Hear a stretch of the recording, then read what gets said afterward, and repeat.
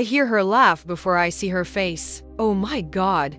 Where did you even find that dress? My sister, Victoria, is standing near the entrance of the Metropolitan Arts Gala, surrounded by her usual circle of women in designer gowns with jewelry that catches the light like small constellations. She's looking at me the way you'd look at a stray dog that wandered into a five-star restaurant. It's vintage, I say quietly, smoothing the silk fabric self-consciously. Vintage. She repeats the word like it's a euphemism for something distasteful. Sweetheart, there's vintage, and then there's that. She gestures vaguely at my dress, a flowing emerald gown with intricate beading along the neckline and sleeves. Did you get it at a thrift store? Her friends titter politely, their laughter like champagne bubbles, light, effervescent, cutting. Actually, I never mind. Victoria waves her hand dismissively, her diamond bracelet catching the light. At least you came. Mom will be happy you made the effort, even if the outfit is a bit unfortunate.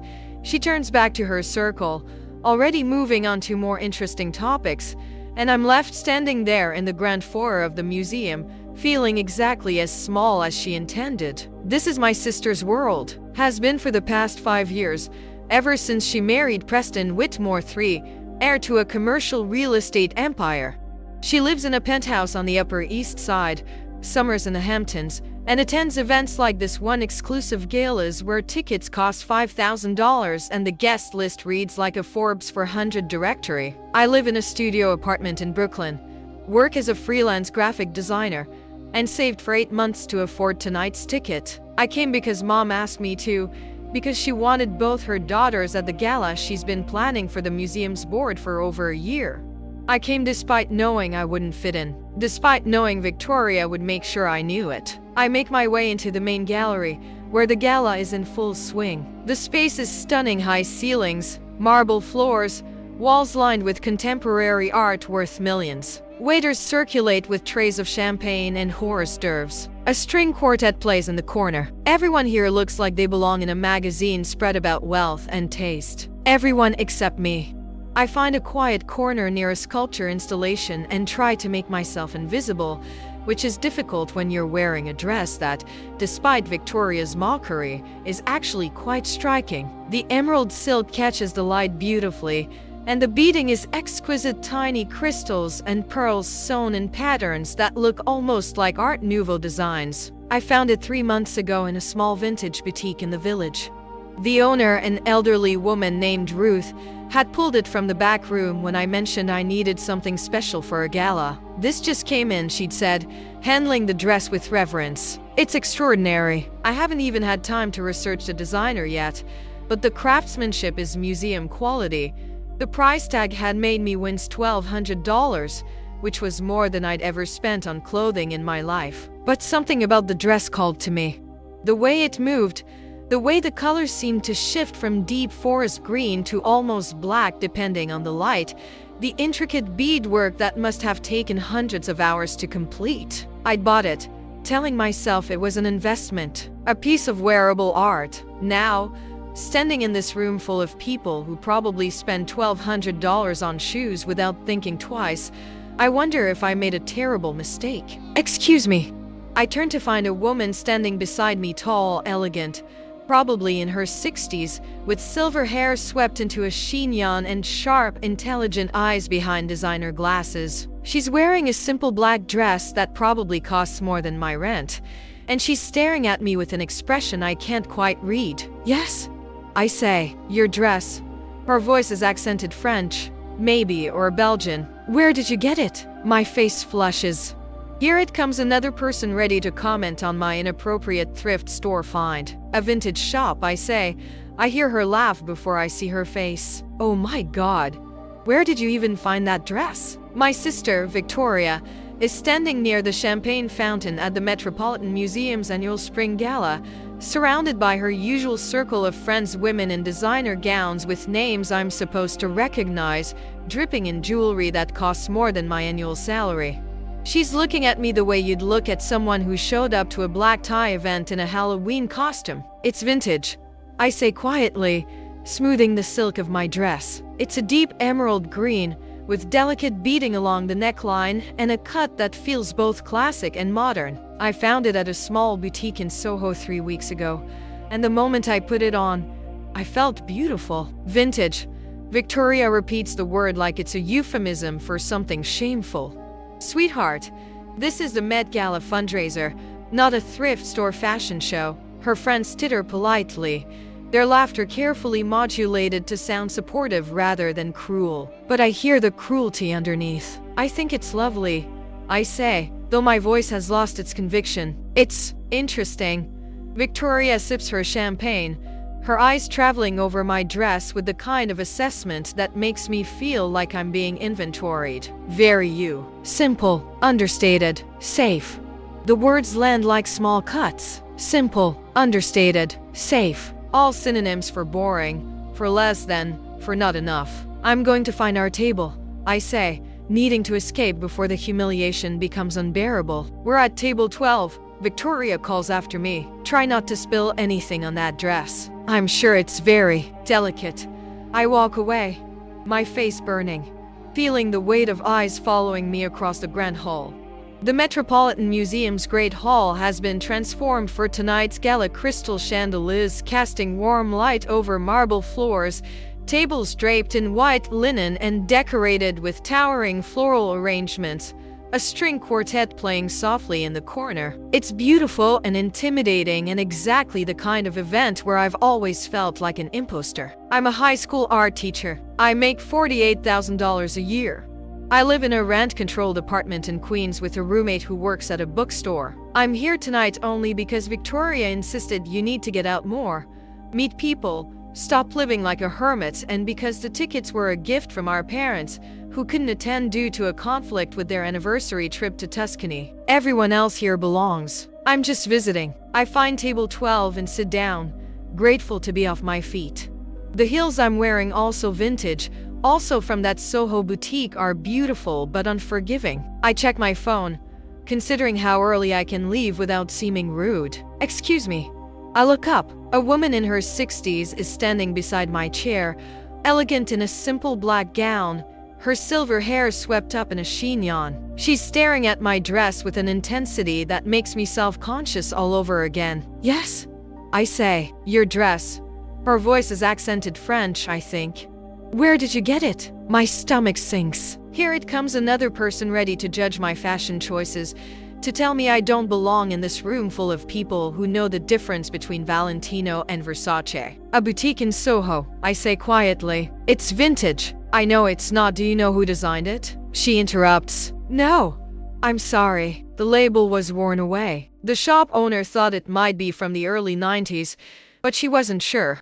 The woman steps closer, and I notice people at nearby tables turning to look. She reaches out, then stops herself. May I? I nod, confused, and she gently touches the fabric at my shoulder, examining the beadwork, the seams, the way the silk drapes. Her expression is unreadable. This is mine, she says finally. I'm sorry. This dress. I designed it. Spring 1994 collection. She looks at me now. Really looks at me. And her eyes are bright with emotion. I made 12 pieces for that collection. This was number 7. I called it Maraud Emerald. It was purchased by a private collector and I never saw it again. Until tonight. My heart is pounding. You're a designer? A man at the next table laughs, not unkindly, but with genuine amusement. She's not a designer. She's Marguerite Beaumont. The name means nothing to me. And my face must show it, because the man continues. Only one of the most influential fashion designers of the last 40 years. Her atelier in Paris has dressed everyone from Catherine Deneuve to Lupita Nyong'o. I stare at the woman at Marguerite Beaumont, feeling like the floor has dropped out from under me. I had no idea. I saw it in the shop and I loved it. How much did you pay? Marguerite asks. $300. The owner said it was a steal, but I thought she was just being nice because I'd been coming in for months without buying anything. Marguerite laughs. A sound of pure delight. A steal. Yes, that dress is worth $12,000. At least, possibly more, given its rarity and condition. She circles me slowly, examining every detail. And you've styled it perfectly. The shoes, The simple jewelry, the hair. You understand the dress. You let it speak. I can't breathe. $12,000. I'm wearing $12,000. Marguerite. Victoria's voice cuts through the moment. She's approaching our table, her face bright with the kind of excitement that comes from spotting someone important. I didn't know you'd be here tonight. You look stunning as always, Victoria. Marguerite's tone is polite but cool. How are you? Wonderful. I'm on the gala committee this year, so I've been running around like crazy, but it's such an honor. Victoria touches Marguerite's arm with practiced familiarity. Have you met my sister? This is O. You have met? Well, I apologize for her outfit. I told her this was a formal event, but you know how she is. Always marching to her own drum. The silence that follows is excruciating. Marguerite looks at Victoria with an expression I can't quite read. Your sister is wearing one of my designs, an original from my 1994 collection. One of only 12 pieces I created that year, and one of my personal favorites. Victoria's smile freezes. What? The dress you just mocked is worth approximately $12,000, and she's wearing it better than anyone I've seen in 30 years. Marguerite turns back to me. What's your name? Claire. I manage. Claire Hartwell. Claire. Would you do me the honor of sitting with me during dinner? I'm at table 3, the designer's table, and I'd love to hear how you found this piece. And more importantly, I'd love to know who you are. Anyone who can walk into a vintage shop and recognize quality without knowing the label is someone I want to know. I glance at Victoria, whose face has gone from frozen smile to pale shock. I'm supposed to sit here, at table 12. Nonsense. I'm inviting you personally. Victoria won't mind, will you? Marguerite's tone makes it clear this isn't really a question. Of course not, Victoria says, her voice tight. Claire, you should absolutely sit with Marguerite. What an opportunity.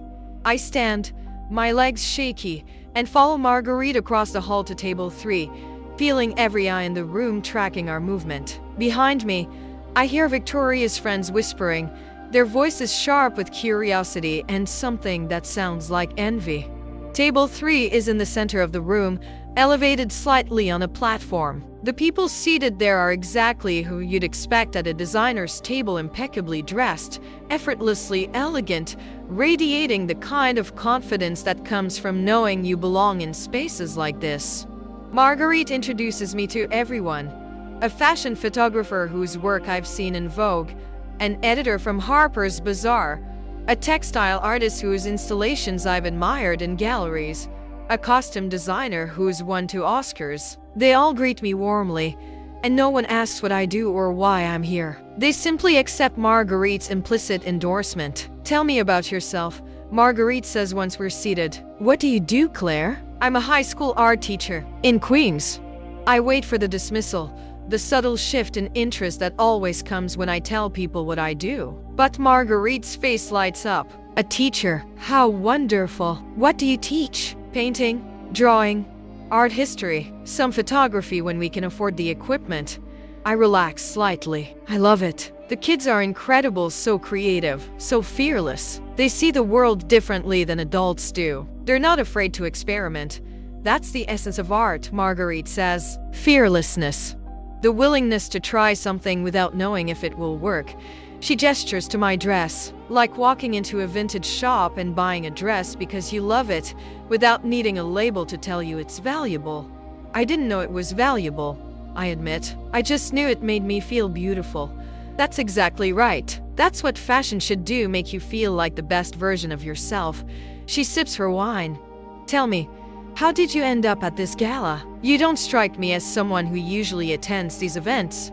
I don't. My sister insisted. She's on the committee, and she thought I needed to. I don't know. Get out more. Meet people. I hesitate. I think she was embarrassed that I was planning to stay home. Marguerite's expression sharpens. Your sister, the one who mocked your dress, she didn't mean it badly. She has different taste, different priorities. Different doesn't excuse cruelty. Marguerite sets down her glass. Claire, Can I tell you something? I've been in fashion for 45 years. I've dressed royalty and celebrities and some of the most powerful women in the world. And do you know what I've learned? I shake my head. The most stylish people aren't the ones wearing the most expensive clothes or following every trend. They're the ones who understand themselves well enough to choose pieces that reflect who they are. They're the ones who have confidence without arrogance, elegance without pretension. She touches my hand gently. You walked into this room wearing a dress you bought for $300, and you looked more authentic than half the people here wearing gowns that cost 10 times as much. That's rare. That's valuable. My eyes burn with unexpected tears. Thank you. Dinner is served course after elegant course, and I find myself relaxing into the conversation at the table. These people are brilliant and accomplished, but they're also warm and curious. They ask about my students, about teaching art in an underfunded public school, about how I make creativity accessible to kids who've never been to a museum or gallery. The photographer, Marcus, tells me about a project he's working on documenting public school art programs. The editor, Simone, mentions a feature they're planning on teachers who are changing lives through art education.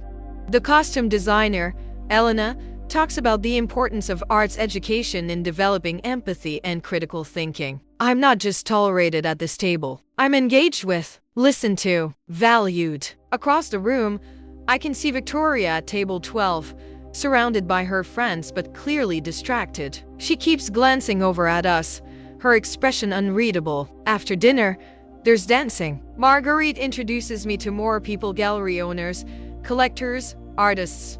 Several of them ask for my contact information, wanting to discuss potential collaborations with my school. One offers to donate art supplies. Another suggests a field trip to her private collection. This is overwhelming, I tell Marguerite during a quiet moment. Good overwhelming or bad overwhelming? Good. Definitely good. I'm not used to this, to people taking me seriously.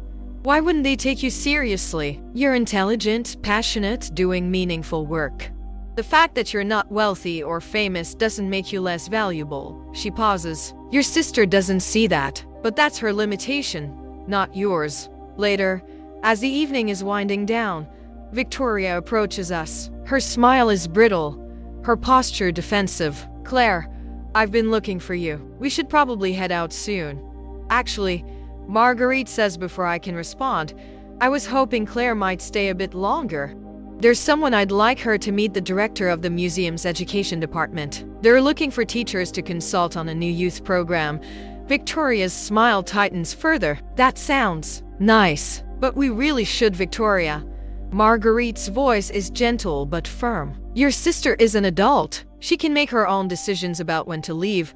The two women look at each other, and something passes between them: a recognition, perhaps, or a challenge. Of course, Victoria says finally. Claire, text me when you're ready to go. I'll wait in the lobby. After she leaves, Marguerite sighs. I'm sorry. I shouldn't have interfered. No, it's fine. She means well. I struggle to find the words. She's always been the successful one, the one who fits into places like this. And I've always been the little sister who doesn't quite measure up. Measure up to what? Her definition of success? Marguerite shakes her head. Claire, you're teaching children to see beauty, to create, to express themselves. You're shaping minds and opening worlds. That's not less valuable than whatever your sister does. It's differently valuable, and arguably more important. She introduces me to the museum director, a warm woman named Dr. Patricia Chan, who immediately launches into an enthusiastic description of the youth program they're developing. By the time our conversation ends, I have her card, a promise to visit the museum next week, and a potential consulting opportunity that would supplement my teaching income. It's nearly midnight when I finally text Victoria that I'm ready to leave. She's waiting in the lobby, her coat already on, her expression carefully neutral. We walk to the parking garage in silence. Finally, as we're getting into her car, she speaks. I didn't know about the dress. I know. If I had known it was a Marguerite Beaumont original, would it have mattered? I interrupt gently. Would you have treated me differently if you'd known the dress was expensive? She doesn't answer immediately. When she does, her voice is small. Probably, yes. That's the problem, Victoria. You judged me based on what you thought I was wearing, not on who I am or how I looked. I turned to face her. You've been doing that my whole life. Measuring me against some standard I never agreed to. Finding me lacking because I don't want the same things you want. I just want you to have opportunities. To meet people. To be more like you. I shake my head. I don't want to be like you. I love my life. I love my students. I love teaching. The fact that it doesn't come with a designer wardrobe or invitations to fancy events doesn't make it less meaningful. Victoria starts the car, her hands tied on the steering wheel. Marguerite really liked you. She liked that I appreciated her work without knowing who she was. She liked that I chose the dress because it made me feel beautiful, not because of the label. I pause. And she liked that I'm doing work I care about. Even if it's not glamorous or well paid. We drive in silence for several minutes. Finally, Victoria speaks again. I'm sorry for what I said about your dress. For making you feel like you didn't belong there. Thank you. You looked beautiful tonight. Really beautiful. And not because of the dress, though obviously the dress was incredible, but because you looked comfortable in your own skin. Confident. Her voice cracks slightly. I don't think I've ever felt that way. I'm always performing, always trying to impress people, always worried about saying or wearing or doing the wrong thing. I reach over and squeeze her hand. You don't have to perform for me. You never did. When she drops me off at my apartment in Queens, she hugs me, really hugs me.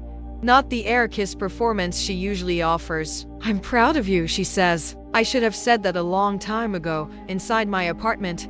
I carefully hang the dress, the $12,000 Marguerite Beaumont original that I bought for $300 in my closet. I take a photo of it and text it to the boutique owner with a message. You'll never believe what I learned about this dress tonight.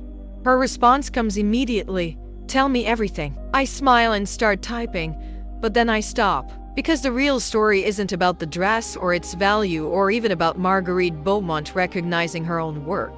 The real story is about a high school art teacher who walked into a room full of wealthy, powerful people and discovered that she belonged there after all. Not because of what she was wearing or who she knew, but because of who she was and what she valued. The real story is about learning that worth isn't determined by price tags or labels or other people's opinions. The real story is about a sister who finally said, I'm proud of you, and meant it. I set down my phone and look at myself in the mirror, still in the dress. My hair slightly mussed from the evening. My feet aching from the vintage heels. I look beautiful. Not because I'm wearing a $12,000 dress, but because I finally believe it. I spend the next morning replaying the evening in my mind, Marguerite's face when she recognized her own design, Victoria's frozen smile, the way people at table 3 treated me like I belonged. It feels like a dream, something that happened to someone else. But the business cards in my purse are real. Dr. Patricia Chen from the museum's education department, Marcus Levine, the fashion photographer, Simone Duchamp from Harper's Bazaar, and Marguerite Beaumont herself, who wrote her personal cell phone number on the back of her card with a note. Call me. I mean it. I'm making coffee when my phone rings. It's a number I don't recognize. Hello? Claire Hartwell? A woman's voice, professional and warm. Yes? This is Amanda Reeves from the New York Arts Education Foundation. Dr. Chen gave me your name.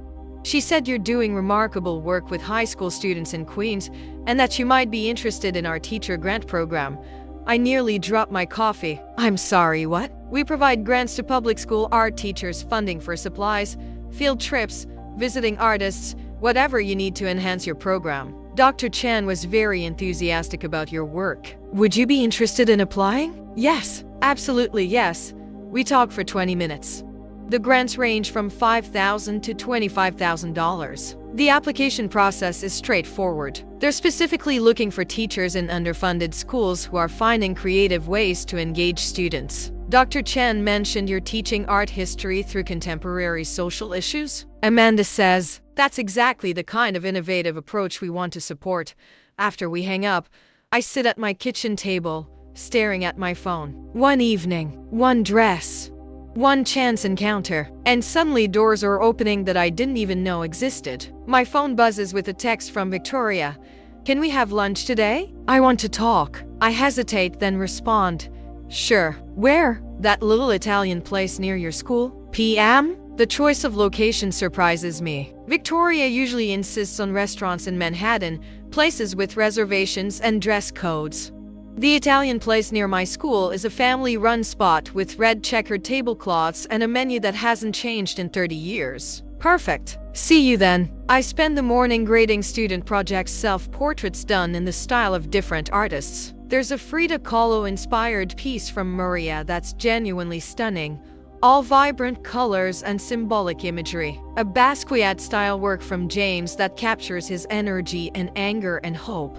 A quiet, contemplative piece from Shy Emily that reminds me of Andrew Wyeth. These kids are so talented, and they have so little. No field trips to galleries, no visiting artists, barely enough paint and canvas to complete their assignments. The grant Amanda mentioned could change everything for them. At 1 o'clock, I walk to the restaurant. Victoria is already there, sitting at a corner table, wearing jeans and a simple sweater. I can't remember the last time I saw her dressed casually.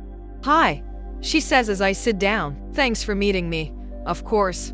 We order pasta for me, salad for her, and then there's an awkward silence. Victoria fidgets with her napkin, not meeting my eyes. "I've been thinking about last night," she finally says. "About what you said in the car. About me judging you, measuring you against standards you never agreed to." "Victoria, no. Let me finish." She looks up now, and her eyes are red-rimmed. "You were right. I have been doing that. Our whole lives, I've been treating you like you were less than because you didn't want the same things I wanted. Because you chose teaching instead of finance or law or something more prestigious. You were trying to help, I was trying to make you into a version of me. Because I thought my way was the right way. The only way."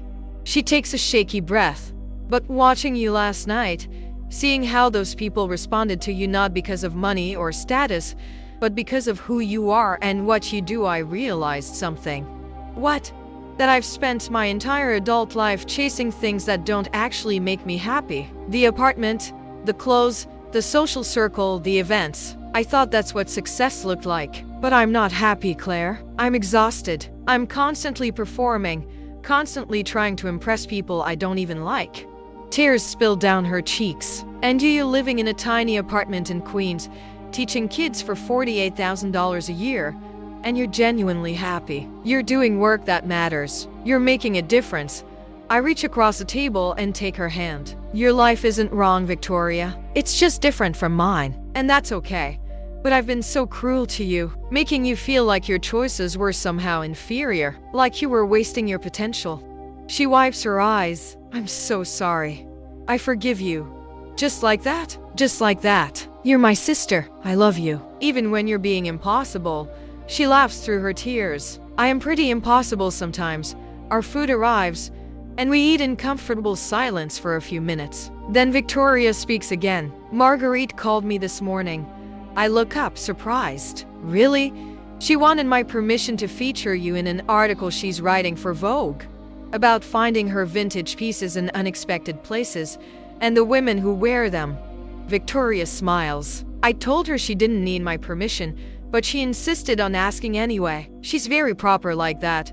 She wants to write about me, about you and the dress and what it represents, how true style isn't about money or labels, but about understanding yourself and making authentic choices." Victoria pauses. She also mentioned that she's looking for someone to teach fashion history workshops at her atelier in Paris. She thought you might be interested. My heart stops. "Paris?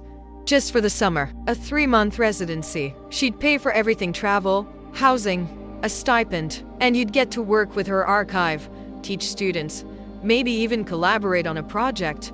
Victoria's smile is genuine now, without any of the usual edge. She said you reminded her of herself at your age, passionate about art, unimpressed by pretension, more interested in meaning than money. I can't speak. Paris. 3 months working with Marguerite Beaumont. Access to her archive. Teaching in her atelier. You should do it. Victoria says, you should absolutely do it. But my students will be on summer break, and they'll be so proud of you. Claire, this is an incredible opportunity. Don't turn it down because you think you don't deserve it. I don't think that, yes. You do. You've spent so long being told you're not enough that you've started to believe it.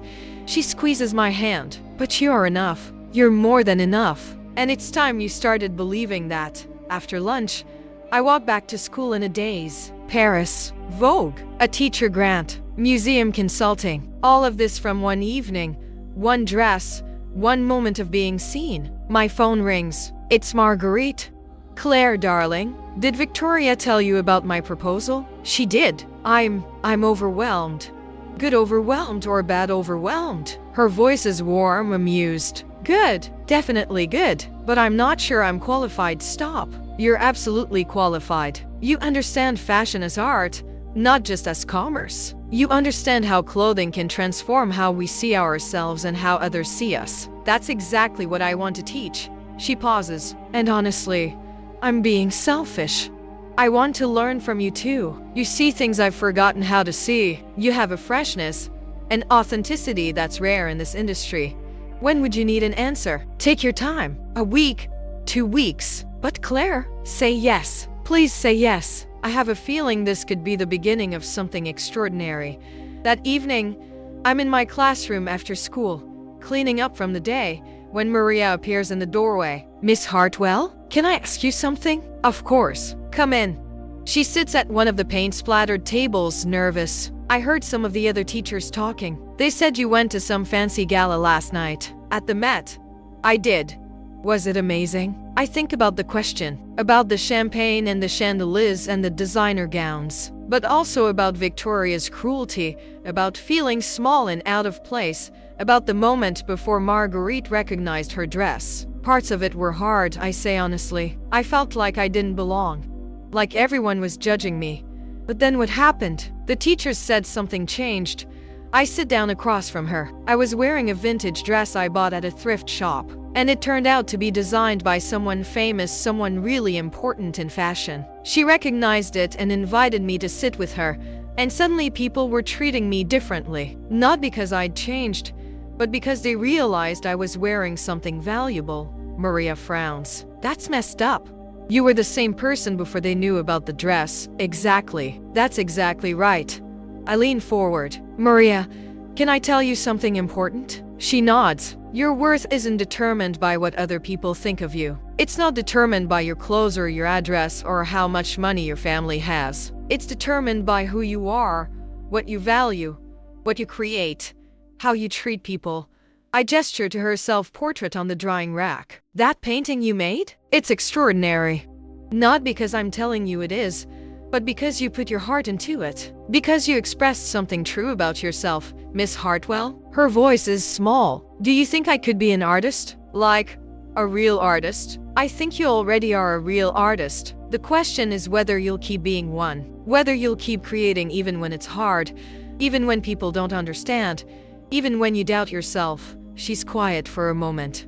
Will you keep teaching us? Even if you get famous or whatever? I laugh. I'm not going to get famous. But yes, I'll keep teaching. This is what I love. You guys are what I love. After she leaves, I sit alone in my classroom, surrounded by student artwork, paint-stained tables, supplies I've bought with my own money because the school budget doesn't stretch far enough. This is my life. Not glamorous, not prestigious, not impressive by Victoria's standards or society's standards. But it's mine. And it's meaningful. And it's enough. I pull out my phone and call Marguerite. Claire. She answers immediately. Have you decided? Yes, I want to do it. The summer residency in Paris. All of it. Oh, wonderful. I'm so pleased. We'll make the arrangements, but I have one condition. What's that? I want to bring my students. Not all of them, I know that's not practical, but maybe 5 or 6. The ones who've never been out of New York, who've never seen art in person, who've never imagined that a life in art was possible for them. My voice is shaking but determined. I want them to see your atelier, to meet working artists, to understand that creativity isn't just for wealthy people or people with connections. It's for anyone who cares enough to pursue it. Marguerite is silent for so long I think the call has dropped. Marguerite, I'm here. Her voice is thick with emotion. That's perfect, Claire. That's exactly what this should be. Yes, absolutely yes. We'll make it happen. Really? Really. I'll cover everything, their travel, their housing, their expenses. And we'll create a program just for them. Workshops, studio visits, museum tours. They'll have an experience they'll never forget. After we hang up, I sit in the growing darkness of my classroom, tears streaming down my face.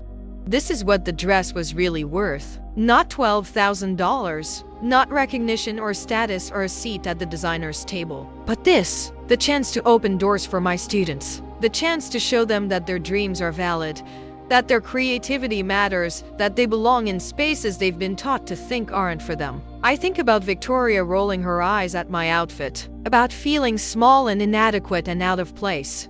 And I think about Marguerite saying, she's wearing my $12,000 original. But the real revelation wasn't about the dress's monetary value. It was about learning that real worth isn't measured in dollars or labels or other people's opinions. It's measured in impact, in meaning, in the lives you touch, in the doors you open, and the possibilities you create. I'm a high school art teacher in Queens. I make $48,000 a year. I live in a rent-controlled apartment with a roommate. And I'm about to take 6 students to Paris to study with one of the world's most renowned fashion designers. Not because I'm wealthy or connected or impressive, but because I wore a dress I loved. And someone really saw me and recognized not just a dress, but the person wearing it. I wake up on Monday morning to 17 missed calls and 43 text messages. Most are from numbers I don't recognize. A few are from colleagues at school. One is from my principal, Mark Turgent. I call her back first. Claire, thank God. Principal Martinez sounds breathless. Have you seen it yet? Seen what? The article. It went live an hour ago. Vogue's website. You're everywhere. My stomach drops. What do you mean everywhere? Check your email. I'm forwarding you the link. And Claire, this is incredible. The school board is already calling. They want to meet with you. I hang up and open my laptop with shaking hands. The email from Principal Martinez contains a link to Vogue.com. The headline makes my breath catch: the $12,000 dress and the teacher who didn't know. How one woman's thrift store find became a lesson in true style. Below it, a photo from the gala. Me, standing next to Marguerite Beaumont, both of us smiling. The emerald dress catches the light perfectly, looking every bit as expensive as it actually is. I start reading. When high school art teacher Claire Hartwell walked into the Metropolitan Museum's spring gala wearing a vintage emerald gown she'd purchased for $300, she had no idea she was wearing a piece of fashion history. The dress, an original Marguerite Beaumont from the designer's legendary 1994 collection, is worth approximately $12,000. But the real story isn't about the dress's monetary value. It's about what happened when Beaumont herself recognized her own creation. The article is beautiful. Marguerite wrote it herself, weaving together the story of the dress, our conversation at the gala, and a broader meditation on authenticity, value, and what it means to truly understand fashion. But it's the ending that makes tears stream down my face. Claire Hartwell teaches art to teenagers in an underfunded public school in Queens. She makes less in a year than some people spend on a single handbag. She lives modestly, dresses thoughtfully, and has dedicated her life to showing young people that creativity isn't a luxury, it's a necessity. When I invited her to spend the summer at my atelier in Paris, teaching fashion history workshops, she had one condition: she wanted to bring her students, not for her own benefit, but so they could see that the world of art and fashion isn't reserved for the wealthy or well-connected. It's for anyone with passion, vision, and the courage to pursue beauty. That's the lesson of the $12,000 dress. Not that expensive things are inherently valuable, but that real value comes from understanding what matters. From making choices that reflect who you are rather than who you think you should be. From recognizing that the most stylish person in any room is often the one who isn't trying to impress anyone. Claire Hartwell wore my dress better than anyone I've seen in 30 years. Not because she knew its worth, but because she didn't need to. My phone rings. It's a New York number I don't recognize. Hello? Miss Hartwell? This is Diane Sawyer's office. We'd love to have you on the show to discuss the article and your work with students. Would you be available this week? I nearly dropped the phone. I'm sorry, what? Over the next hour, the calls keep coming. Good morning, America. The Today Show. NPR. The New York Times wants to do a feature on arts education. A publisher wants to discuss a book about teaching creativity in underfunded schools. My principal calls back. The school board wants to create a new position, director of arts education for the district. They want you to apply. It comes with a significant raise and the authority to develop programs across all our schools. I don't want to stop teaching. I say immediately, you wouldn't have to. You'd teach half time and spend the other half developing curriculum, training other teachers, securing funding. Claire, you could transform arts education for thousands of students.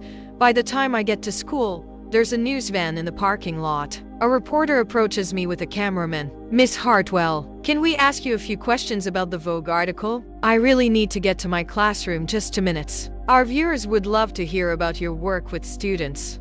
I glance at my watch. I have 15 minutes before first period. Okay, 2 minutes. The reporter asks about the dress, about Marguerite, about the gala. But then she shifts. The article mentions that you're taking students to Paris this summer. Can you tell us about that? 6 students who've shown exceptional talent and dedication will spend 3 weeks studying at Marguerite Beaumont's atelier. They'll take workshops, visit museums, meet working artists. For most of them, it will be their first time leaving New York. For all of them, it will be transformative. How did you choose which students to bring? I didn't choose based on grades or test scores. I chose students who love art, who work hard despite having very little, who deserve to see that their dreams are possible. My voice strengthens. These kids are incredibly talented. They just need someone to believe in them and open doors. And what do you hope they'll learn? That they belong. That art isn't just for wealthy people or people with connections. That creativity is their birthright, not a privilege they have to earn. The interview airs that evening on the local news. By the next morning, it's been picked up nationally. My classroom becomes a pilgrimage site. Other teachers stop by to congratulate me. Students I don't even teach ask for selfies. The 6 students I'm taking to Paris, Maria, James, Emily, David, Keisha, and Marcus, are celebrities in the hallways. Miss Hartwell, is it true we're going to meet actual fashion designers? Keisha asks during class. Yes. Marguerite is arranging studio visits with several designers and artists in Paris. I've never even been on a plane, Marcus says quietly. None of us have, Maria adds. Miss Hartwell, why did you choose us? I set down my coffee and look at them, these 6 brilliant, creative, resilient kids who've been told their whole lives that art is a hobby, not a career. That creativity is nice but not practical. That people like them don't become artists. I chose you because you're talented, because you work hard, because you care about art, not because it will make you rich or famous, but because it makes you feel alive. I pause. And because I want you to see what I didn't see when I was your age, that you don't have to choose between doing what you love and having a meaningful life. You can do both. But you're a teacher, James says. You didn't become a famous artist. No, I didn't. But I get to make art every day. I get to help other people discover their creativity. I get to watch students like you realize you're capable of extraordinary things. I smile. That's not settling. That's choosing. And there's a difference. That afternoon, I get a call from Victoria. Have you seen Twitter? She asks. I don't really use Twitter. Well, you're trending. Hashtag the 12K dress. People are posting photos of themselves in thrift store finds, talking about authenticity versus status, sharing stories about teachers who changed their lives. She pauses. Claire, you've started a movement. I didn't mean to start anything. I just wore a dress. You did more than that.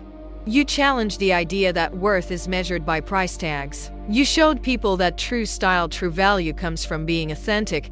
Her voice softens. I've been thinking about what you said, about how I've been chasing things that don't make me happy, about performing instead of living. Victoria, I'm going back to school to study art history. I know it's crazy. I'm 34 years old with a finance degree and a closet full of designer clothes I don't even like. But I want to do something that matters to me, not something that impresses other people. My eyes fill with tears. That's wonderful. You inspired me. Watching you at that gala, seeing how you've built a life around what you love, I realized I've been doing everything wrong. I've been trying to be someone I'm not. She laughs shakily. It's terrifying. Preston thinks I'm having a midlife crisis, but I've never felt more certain about anything. I'm proud of you. I'm proud of you too. I should have said that years ago. The next few weeks are a whirlwind. I do the morning show interviews, always steering the conversation back to arts education and the importance of funding creative programs in public schools. The New York Times feature runs with photos of my classroom and my students' work. The publisher sends a contract for a book about teaching art in underfunded schools. The Arts Education Foundation approves my grant application, $25,000 for supplies, field trips, and visiting artists. 3 other teachers in my district receive grants too, inspired by my application. Dr. Chen at the Met creates a partnership program with my school. Students will visit the museum monthly for special workshops and behind-the-scenes tours. And through it all, I keep teaching, because that's what matters. Not the interviews or the articles or the social media attention, but the daily work of showing up for my students, helping them discover their voices, opening doors they didn't know existed. 2 weeks before we're scheduled to leave for Paris, Marguerite calls. "Claire, darling, I have a surprise for you. Another surprise. I don't think I can handle any more surprises." She laughs. "This one is good, I promise." I've been going through my archive, and I found 5 more pieces from the 1994 collection. I want to give them to you, Marguerite. I can't accept not to keep. To use. I want you to create an exhibition at your school, The Value of Beauty. Fashion as art, display the pieces, teach your students about the craftsmanship and artistry, show them that fashion at its best is wearable sculpture. She pauses. And then, at the end of the school year, we'll auction the pieces and use the proceeds to establish a permanent arts education fund in your name. I can't speak. Claire, are you there? I'm here. Marguerite.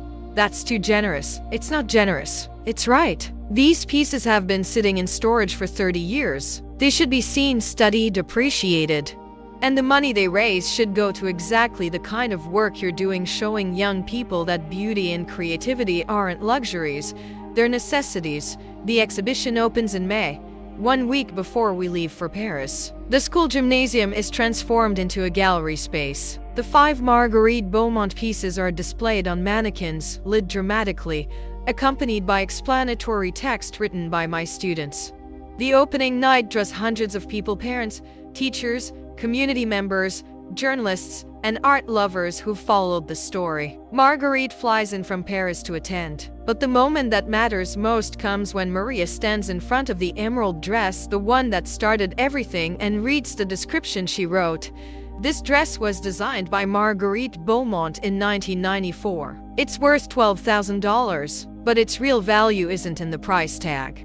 It's in what it represents, the idea that beauty and worth aren't the same thing. That something can be valuable because it's well made and thoughtfully designed, not because it's expensive. That the person wearing it matters more than the label inside it. She looks up from her note cards, directly at the audience. Miss Hartwell taught us that. She wore this dress to a fancy gala, and people judged her because they thought it was cheap. But it wasn't cheap, it was priceless. Just like art. Just like creativity. Just like us.